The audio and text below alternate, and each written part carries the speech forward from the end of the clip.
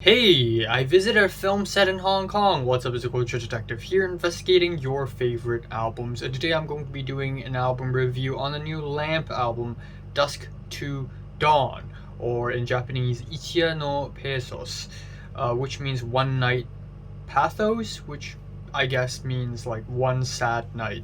And it is by the Japanese band Lamp, formed in Tokyo in the year 2000. They have been making music since the early 2000s. They specify in city pop, jazz pop, and Shibuya-Kei, which basically means Shibuya styled pop music. You know, you got the jazziness, you got the keyboards, everything's chill, everything's relaxing kind of music. And yeah, this is another studio album from them. They've been pumping out music for quite some time now, and I thought they were a really new band, and also I think I found out about Lamp through a YouTube recommendation, and that's how I got to learn about this album. And I must say, this album is vibes. It has a lot of great vibes. It's a fantastic album if you just want to chill. If you're eating dinner, perhaps a Japanese meal or something, and you want to play something that's gonna relax you in the back, this is the album to go for.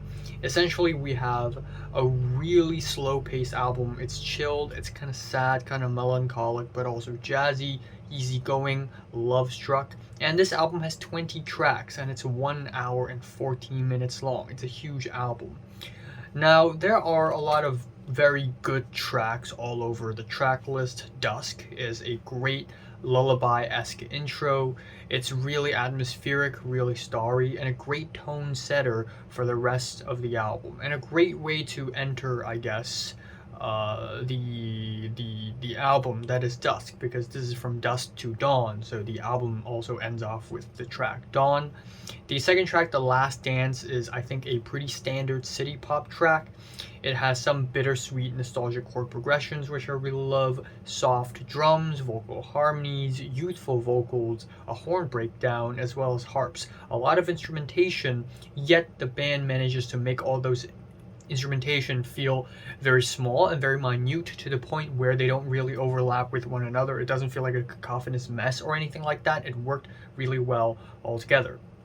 Then we have the track As Time Goes By, which is one of those instances where unfortunately they have to dumb down the title, because the original Japanese title is Aimade Yūtsuna Boku Tachi no, which means our ambiguous and depressing feelings. But the Aimai is not just ambiguous, it's romantic ambiguity, and there is no English word that is equivalent to that. It's the kind of feeling that you would feel in a Wong Kar-wai film, and that word is thrown around in a lot of Wong Kar-wai film discourse as well. But what a fantastic title.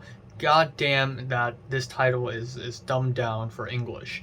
But anyways, the track is again really nice. We have soft falsettos, tight hi-hats, we have the jazzy sleepiness, which is really nice. There's one problem with this track, and with a lot of the tracks on this album, is that they just start immediately. No build up, no nothing. The vocals pop in right off the bat in the first second. I wish there's more of an intro going on, but still really good.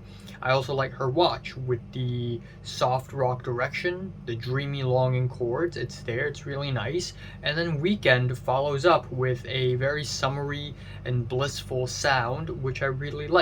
The track Moonride has got the wintry vibes, and it feels very magical, but the verses, in my opinion, feel a little bit one note.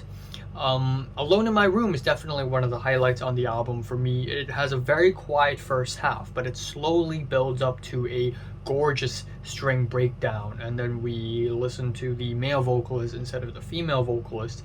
And then Dawn, which is the album ending. It really feels like the sun is rising up after an entire journey into the night in Shibuya.